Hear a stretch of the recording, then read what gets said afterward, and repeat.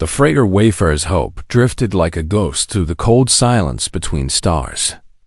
Its hull was scarred, its engines long dead, and its solar panels cracked from decades of cosmic radiation. It had not been designed for deep space survival, only for short hauls between Earth's orbital rings and the Martian shipyards. But something had flung it far beyond its limits. Far beyond where any sane pilot would dare go now. It floated near the edge of a dead stellar nursery, a graveyard of collapsed stars and frozen gas clouds, forgotten by every known civilization. The region had no name in the star charts of the Galactic Concordance. No one came here. No one needed to. Yet from the broken heart of the derelict ship, a signal pulsed. It was weak, flickering, but persistent. An SOS. Not the standard emergency burst used by Concordance vessels, clean, digital, emotionless. This one was raw, human, layered with static bursts of old radio noise and a strange, rhythmic thrum that sounded almost like a heartbeat. It repeated every 11 minutes like clockwork, as if someone or something was still alive inside, stubbornly tapping out a message to an empty universe. 3 light years away, aboard the research vessel Azure Inquiry, the signal was detected by accident. The ship belonged to the Galactic Concordance, a peaceful alliance of 6 species who had long ago abandoned war in favor of knowledge, harmony, and cautious diplomacy. Its crew included 2 Veln scientists, 3 Cathari engineers, and a single Elder Synod observer named Meles, whose soft, 6-fingered hands rarely left the smooth surface of their data slate. Mael was reviewing deep space background noise when the anomaly appeared. "Curious," they murmured, their voice a whisper of chimes. "There's a repeating signal from Sector Theta 9, origin unknown." The others gathered around. Theta 9 was uncharted, uninhabited. According to Concordance records, nothing of value existed there. No resources, no habitable worlds, not even a stable asteroid belt. Could it be a probe? Asked one of the Cathari, their segmented eyes narrowing. "No," Meles said. "The modulation, it matches pre-collapse Terran patterns." A hush fell over the bridge. Terra, Earth, the legendary cradle of humanity. According to Concordance history, humans had wiped themselves out over 400 years ago. Their world, a so-called death world, had been too violent, too unstable, plagued by storms, earthquakes, diseases, and even their own endless wars. They burned through their planet's resources, poisoned their oceans, and launched enough nukes to darken their own sky. The few survivors, the records claimed, had vanished into the void, never to be seen again. And yet, here was a signal. "Human in origin, alive. It must be a relic," said a Veln scientist, brushing antennae nervously. "A final broadcast from a dying ship." "Perhaps," Meles said. "But why now? And why there?" They studied the signal more closely.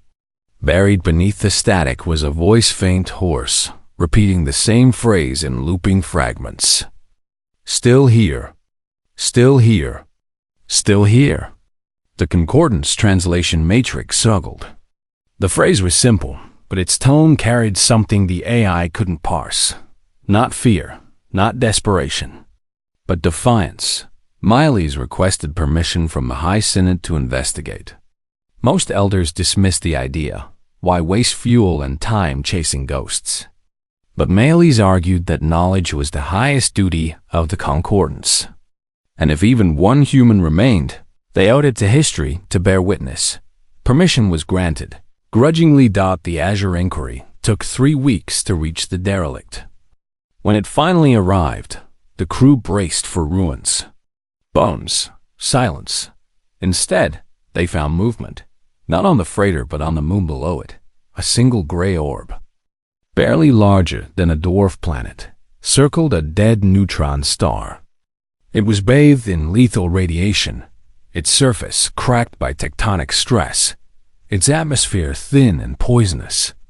By every scientific standard, it was uninhabitable. And yet, lights glowed in the dark. Flickers of yellow and red dotted the equatorial trench, a vast canyon sheltered from the worst of the stellar winds. Energy signatures pulsed. Heat radiated from underground structures. And as the Azure inquiry moved closer, scanners picked up life signs. Hundreds, maybe thousands. Impossible, whispered one of the K single quotes. THAR.MEMEL is said nothing. They simply ordered a cautious descent. The landing was rough. The moon's gravity was unstable, and magnetic storms interfered with their systems. But they touched down half a kilometer from the nearest cluster of structures low. Dome-like shelters built from salvaged metal fused rock, and what looked like parts from old spacecraft. Then the humans appeared. They emerged from tunnels, silent and wary. Men and women, faces lined with sunless years, eyes sharp as flint. They wore patched environmental suits, some stitched together from what looked like old space blankets and polymer scraps. Many carried tools that doubled as weapons: wrenches, plasma cutters. Jury-rigged rifles dotted their front. Stood a woman with short-cropped black hair and a scar running from her temple to her jaw. Her name was Alira Voss. She didn't raise a weapon. She just stared at the alien vessel as if it were a curious insect. Meili stepped out alone. Hands open, palms forward. The universal sign of peace. For a long moment, neither moved. Then Alira spoke, her voice rough but clear through the translator Meili's held out. You came because of the SOS? Meili's nodded. We did. We thought you might be in trouble. Alira let out a dry laugh, the kind that carried no joy. Trouble? We've been in trouble since we were born. Earth didn't raise soft things. She gestured to the settlement behind her. This isn't the rescue beacon. It's a marker. A message to anyone listening. We're still here. Meili's blinked. Among their people, such a statement would be seen as arrogant, even dangerous. Why announce your presence if you weren't asking for aid? Why? Meili's asked softly. Why risk drawing attention? Alira's eyes hardened. Because if we go quiet, we disappear. And we've done enough of that. She led them through the tunnels. What the Concordants saw stunned them. Inside the moon's crust, humans had built a functioning society. Farms grew under UV lamps using recycled water and engineered fungi. Children studied physics on cracked tablets. Workshops hummed with the sound of reassembled fusion cores. Everything was old, worn, patched, but working, and everyone bore marks. Scars from radiation burns. Missing fingers lost to accidents. Eyes clouded from years in dim light. Yet none seemed broken. They moved with purpose, with focus. They joked. They shared food. They watched the aliens not with fear, but with cold assessment. These people, Meili's later recorded in their private log, have not merely survived. They have reforged themselves in the fire of extinction. They do not hope for salvation. They expect nothing, and that makes them terrifying. Before the Azure inquiry left, Alira handed Meili's a data chip. In case you meet others like us, she said. Or others hunting us. Meili's accepted it without question. As their ship lifted off, they looked back at the moon. The lights still glowed, steady, unyielding. Back in Concordant space, when the data chip was analyzed. Its contents were simple: star maps, survival protocols, and a single audio file, a child's voice singing an old Earth lullaby. Clear and strong against the hum of machinery. But the SOS signal? It kept broadcasting, even after the Azure inquiry was gone, even after the humans returned to their work. It pulsed into the dark. Again and again, we're still here, and somewhere, in the vastness of space, someone was listening. The signal from the human moon traveled faster than anyone expected. It bounced off dead comets, slipped through folded space, and finally reached the core worlds of the Galactic Concordance. There, it was caught by the Grand Translation Matrix, a massive AI system. That turned alien languages into meanings any concordant species could understand, but the Matrix was not. Perfect. It had never heard human speech before. It had only old records, war logs from ancient battles, broken transmissions from Earth's final days. It tried its best. It heard the words, "We're still here," but it did not understand the tone. It did not know that humans often spoke through gritted teeth, that their calmest words hid storms. So the Matrix made a guess, and it guessed wrong. In its clean, logical mind, the phrase sounded less like survival and more like a threat. The official translation that appeared on the High Synod screens read, "We are coming." Silence fell over the chamber. The High Synod was made up of elders from all 6 concordant species. They lived in peace. They had not fought a war in 300 years. Their cities floated in the sky. Their children played without fear. To them, violence was a lesson from history books, not a living truth. But "we are coming" sounded like the start of a war. Elder Melees, who had visited the human moon, tried to speak. "It's a mistake," they said, voice trembling like wind through glass chimes. They meant they are alive, not that they are attacking. But others were already afraid. Among the Synod sat 2 observers from breakaway factions, General Kor of the Veln and Warlord Zeth of the Cathari. These groups had never fully trusted the Concordance's peace. They believed strength came from weapons, not words. And now they saw their chance. "Deathworlders," Kor hissed, his antennae stiff with tension. The old files said they were gone, but they lied. Or they returned. Either way, they are a danger. Zeth nodded, his armored plates clicking. A species that survives a world like Terra does not forget how to kill. They are predators. And they are moving. Within hours, rumors spread like fire through the data networks. Fake reports appeared, videos of human ships tearing through asteroid fields, audio of human voices shouting battle cries, maps showing secret fleets hidden in the dark. None of it was real, but fear made it feel true. The Veln and Fear hardliners used the panic to their advantage. They called emergency meetings. They played the mistranslated SOS over and over. They showed old footage of Earth's war cities burning, skies black with smoke, and said, "This is what they bring." Soon, enough Concordance members believed it. A vote was held, not to talk, not to learn, but to act. The result was clear. A fleet would be sent. Not to talk, not to observe, but to stop the humans before they could strike first. They called it the Purification Armada. Over 2,000 warships gathered at the edge of Concordant space. Massive dreadnoughts powered by singularity cores. Stealth scouts that bent light around them. Carrier vessels holding millions of combat drones. It was the largest military force assembled in centuries. General Kor stood on the bridge of his flagship, the Iron Maw, and gave the order, "Set course for Theta 9. Burn the Deathworld nest before it hatches."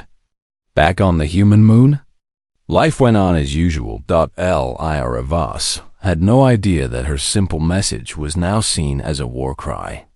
She and her people were busy. They had reinforced the outer domes after a recent quake. They'd repaired 3 fusion pumps. A new crop of algae had bloomed in the hydro pits, giving them extra protein for the next month. Children played tag in the lower tunnels, their laughter echoing off metal walls. Old men told stories about Earth, about oceans so big you couldn't see the end, about trees that touched the sky. No one believed they'd ever see such things again. But the stories kept hope alive. None of them noticed the faint energy spikes in deep space. None of them saw the warp trails of thousands of ships moving closer. The Concordance fleet traveled fast. They used quantum slips jumps through folded time that let them cross light years in days. They did not hide. They wanted the humans to see them coming. They wanted fear, but the humans were not watching the stars. They were watching each other. That was their strength and their blindness. On the bridge of the Iron Maw, General Kor reviewed the final battle plan. Phase 1, orbital bombardment. Level the surface. No need to land. Phase 2, deploy neural pacifiers. If any survive the blasts, we shut down their brains. Phase 3, glass the moon. Melt the crust. Leave nothing. Warlord Zeth frowned. What if they fight back? Cora laughed a dry, sharp sound. With what? Scrap metal and old radios? They are alone, weak. They survive by hiding, not by warring. But Zeth remembered something. Melee said they chose to stay. On that death moon. No one forced them. They chose it. Kor waved a claw. Madness. Not strength. Still, Zeth felt uneasy. He had studied old war records. Humans didn't surrender. They didn't retreat. When cornered, they did something strange. They charged. But he said nothing. He saluted and returned to his own ship. 3 days later, the first wave of the Armada dropped out of warp just beyond the HFY well. Sensors scanned the moon. Life signs confirmed. Structures confirmed. Defenses none detected. Kor smiled. Just as we thought. A den of rats. He opened a broadcast channel, not to talk, but to announce their fate. People of Terra. His voice boomed across every human comm unit, translated into rough English. You sent a signal of war. Now you will face justice. Surrender, and your deaths will be quick. On the moon, Alira Voss stood in the command bunker, listening. She did not understand who was speaking. She did not know about the mistranslation. But she heard the tone, the arrogance, the certainty. She turned to her second-in-command, a grizzled engineer named Ren. Who are these idiots? She asked. Ren checked the energy signatures. Big ships. Lots of them. Not concordant science types. This is a war fleet. Alira's face went still. Not scared.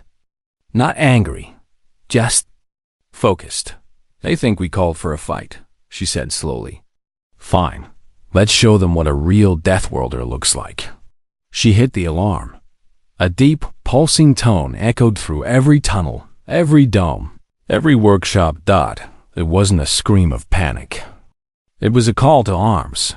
People dropped tools. Children ran to sealed shelters. Medics opened trauma kits. Soldiers, men and women who had spent their lives fixing engines or growing food, picked up weapons they had built in secret and walked to their posts. No one cried. No one ran. They had been born on a world where storms killed thousands in a night, where a single scratch could turn your blood to poison, where you learned to fight before you learned to read. This was just another Tuesday. Above them. The alien fleet powered up their weapons. Below. The humans powered up theirs. The Armada expected ruins.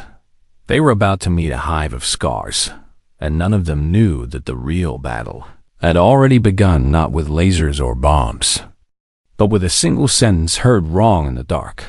We're still here. Now the galaxy would learn what that truly meant. The alien Armada hung in the black like a storm cloud made of steel and fire. Thousands of ships, bristling with weapons, formed a perfect ring around the human moon. Their commanders expected silence. They expected fear. They expected easy victory. They got none of those things. The first sign something was wrong came when their long-range scans flickered. Sensors showed strange heat blooms deep underground, not from reactors, but from something older, cruder. Like mast furnaces. Like forges. Then the comes crackle. Not with pleas. Not with surrender. With laughter. A human voice, rough, female. Calm, cut through the alien channels. You came all this way just to die? How polite. General Kor snarled and ordered the first strike. Orbital cannons flared.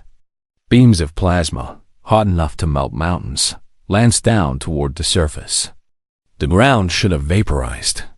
The dome should have turned to glass, but nothing happened. The beams hit and vanished. Not deflected. Not blocked. Absorbed. Hidden beneath kilometers of rock. The humans had built something the aliens had never seen. Heat sink grids made from ship hulls, asteroid iron, and recycled coolant pipes. They'd turned the entire moon into a battery.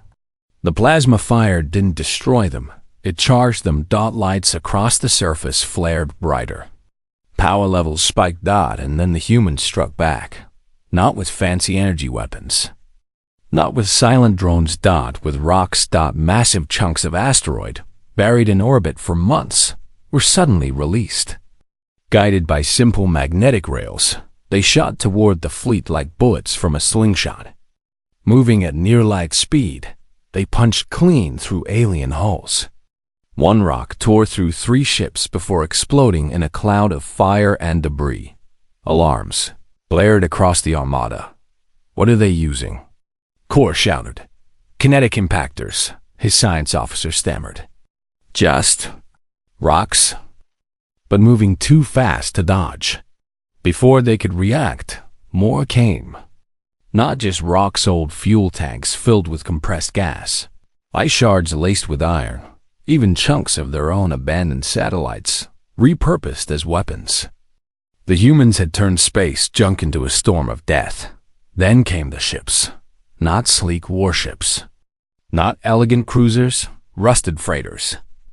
Mining tugs. Broken shuttles patched with welds and hope. They poured from hidden launch bays in the canyon walls, engines screaming like wounded animals. They carried no shields, no cloaking, just pilots with nothing to lose. One human pilot, a former farmer named Jax, flew his tug straight into the bridge of a Cathari destroyer. He didn't eject. He didn't hesitate. He just yelled, "Tell your gods we said hello," and fired his last thruster. The explosion tore the destroyer in half. Alien captains panicked. They fired missiles. But the humans had released clouds of chaff, tiny shards of reflective foil that blinded targeting systems. They jammed frequencies with old Earth music, rock songs, war chants. Children's lullabies turned into static screams. Worse, their ships were small and fast. They darted between capital vessels, planting bombs on weak points, engine vents, coolant lines, sensor arrays. They didn't care if they lived. They cared if they hurt. Warlord Zeth watched from his command ship as 3 of his best cruisers went dark in under a minute. "These are not soldiers," he muttered. "They are ghosts with teeth." Then came the real horror. A Velm boarding party, sent to capture a disabled human freighter, breached the hull. They expected dead bodies. Instead, they found traps. Floors that dropped into acid pits. Air vents that pumped knockout gas mixed with hallucinogens. And humans wounded, bleeding. Missing limbs who fought with knives, pipes, and their bare hands until they couldn't stand. One Velm soldier, before his suit failed, sent a final message. "They do not fear us. They mock us." Back on the moon, Alira Voss stood in the central bunker. Her face was streaked with grease and blood, but her eyes were clear. She watched the battle unfold on cracked screens. "They think war is clean," she said to Ren. "Out here, war is dirty. It's hungry. It eats you alive if you're not ready." Ren nodded, hands flying over a console. "We just lost Launch Bay 4. Then we used 3, Alira said. "And when 3 falls, we fight in the tunnels. And when the tunnels fall, we die standing." She opened a channel to all human fighters. No retreat. No mercy. Make them remember why they called us Deathworlders. Above, the battle grew worse for the aliens. Their neural pacifiers, devices meant to shut down enemy minds, were useless.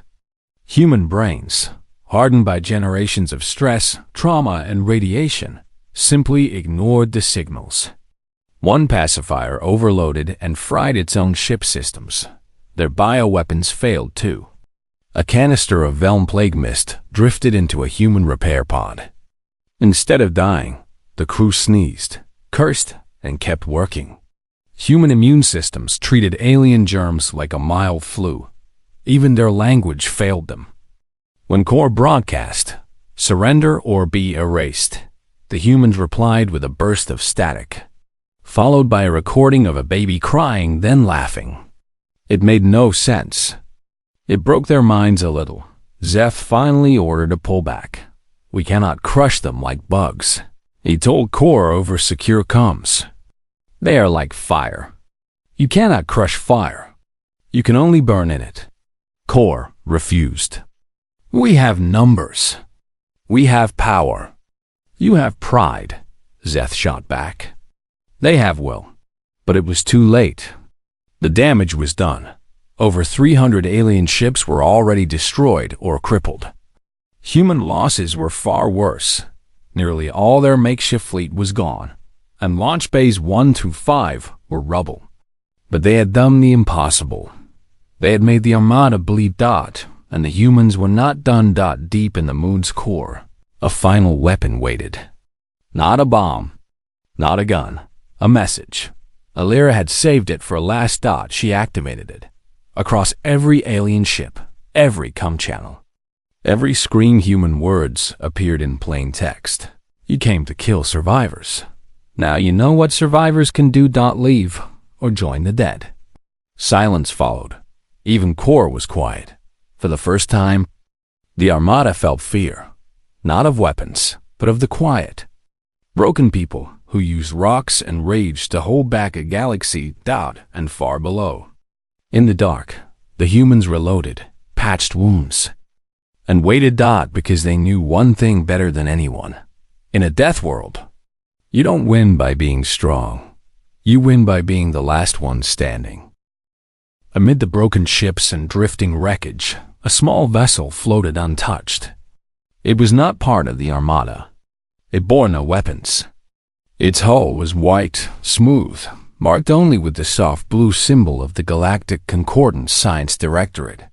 This was the Azure Inquiry, the same ship that had first found the humans weeks ago. Maylie stood on its bridge, hands clasped tight, watching the battle replay on silent screens. They had returned the moment they heard the Armada was moving. They had begged the Synod to stop it. They had been ignored. Now they saw the truth with their own eyes. The humans were not invading. They were not attacking. They were defending. And they were doing it with scrap, courage, and a kind of brutal cleverness that made Malice's heart ache. They never wanted this. Maylie's whispered. Their crew nodded, faces grim. They had studied the battle logs. They saw how the humans used old mining drones as decoys, how they turned radiation storms into cover, how they fought not to win, but to make the cost too high to pay. Mael knew what had to be done. They opened a secure channel, not to the Synod, not to the Armada, but to every neutral science outpost, every data hub, every peace-focused station in Concordant space. Then, with shaking hands, they uploaded everything. The real SOS translation, the true meaning of "we're still here," footage of the human colony before the attack, and most importantly, the raw, unedited logs from the battle. In these logs, anyone could hear it. The humans never fired first. They never threatened. They only answered violence with survival. Within hours, the truth began to spread. On the lush garden world of Laravel, students marched in the streets, holding signs that read, "Deathworlders are not devils." In the floating cities of Andra, scholars published urgent papers. The human error, how fear created a war, even among the Cathari. Warriors who had once cheered for the Armada now questioned what they were fighting. Warlord Zeth received the files. He watched a recording of Alira Voss speaking to her people after the first attack. Today, we bleed. Tomorrow we build. That's how we win. He said nothing, but he recalled half his fleet. General Corps, however, refused to believe it. Fake data, he shouted on the War Council channel. Human tricks. They made this to divide us. But fewer voices agreed with him now. Back on the human moon, the fighting had slowed. The Armada was pulling back, confused, shaken. The humans used the break to dig out survivors, seal breaches, and count their dead. There were many. Too many. Alira sat in the command bunker, bandage on her arm, eyes red from lack of sleep. Ren handed her a cup of weak tea made from recycled leaves and hope. They're scared, Ren said. Really scared. Alira nodded. Good. Fear keeps you alive. But she knew this wasn't over. The Armada was still out there. Bigger forces were moving. Then, a new signal came in. Not from the Armada, from Meles. A simple request. Please speak to the Synod. Let them hear your truth. Alira almost said no. She didn't trust aliens. She didn't trust promises. But Ren looked at her and said, if we don't talk now, they'll send a bigger fleet next time. So Alira agreed. Meles patched her through to the High Synod chamber, a room of light and floating chairs, where elders from 6 species watched her face appear on their central display. She didn't bow. She didn't beg. She just stood tall in her torn uniform and spoke. You think we're monsters, she said, voice low but clear. You heard 3 words and decided we were coming to kill you. But we weren't sending a threat. We were sending a proof. She paused. On Earth, if you stopped fighting, you died. If you stopped moving, the storms buried you. If you stopped healing, the infections took you. We didn't choose to be hard. The world made us that way. She looked straight into the lens. We don't want your worlds. We don't want your wars. We just want to live. And if you keep seeing our survival as a challenge, then you'll keep getting hurt. Silence filled the Synod chamber. One elder, a gentle plant-like being from the Mycelian spire, spoke first. How do we know you speak for all humans? Alira gave a tired smile. I don't, but ask yourself, if we wanted to conquer you, would we be hiding on a dead moon with broken ships and hungry kids? Or would we be already at your gates? The truth of it settled like dust later that day. The Synod voted again. This time, they voted for peace. They ordered the Armada to stand down. They stripped Kor of his command.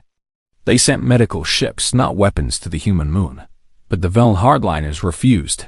They betrayed us. Kor screamed as his ship was boarded by Cancordon's peacekeepers. The Deathworlders will rise. You'll all see. He tried to flee. He didn't get far. Meanwhile, deep in the outer dark, something else was moving. Not a fleet. Not a weapon. A fleet of huge, slow ships, each the size of a small city, drifting toward known space.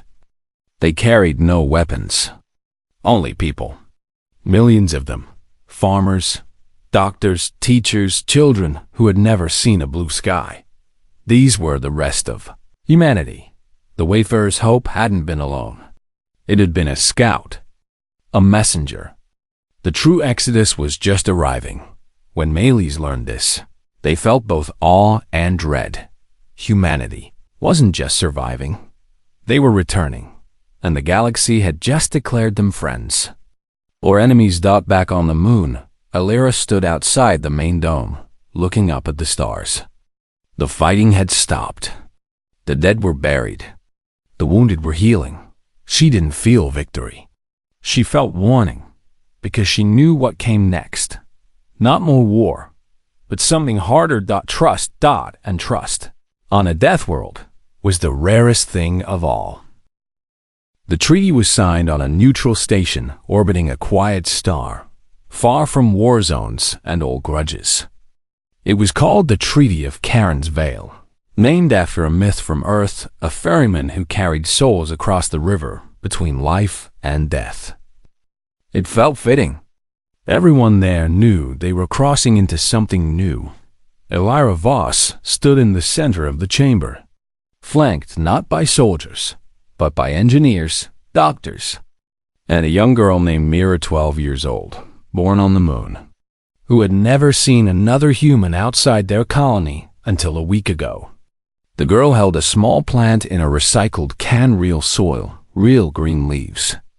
A gift from Earth's memory. Across from her stood the leaders of the Concordance. Meles was there, calm and steady. Warlord Zeth stood with his arms crossed, not smiling, but no longer hostile. The Veln hardliners were absent, stripped of power, their war fleet dismantled. In their place stood new voices. Thinkers, healers, those who had listened. No one wore armor. No weapons were allowed in the room. Ray did not sign with a fancy stylus. She used a simple metal pen, the kind used to fix pipes. She pressed it to the data slate, and her name appeared beside theirs. Then she spoke.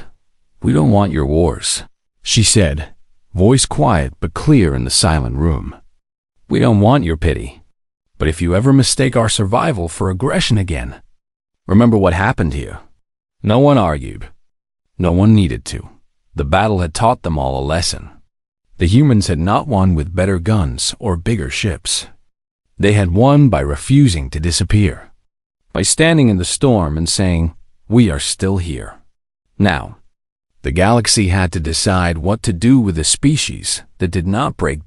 In the weeks that followed, the first human arcs arrived. They were not warships. They were slow, massive vessels built from asteroid metal and salvaged hulls, powered by patched-together fusion drives. Each one carried thousands, some tens of thousands of people. Not warriors. Families. Elders who remembered Earth's oceans. Teenagers who dreamed of forests.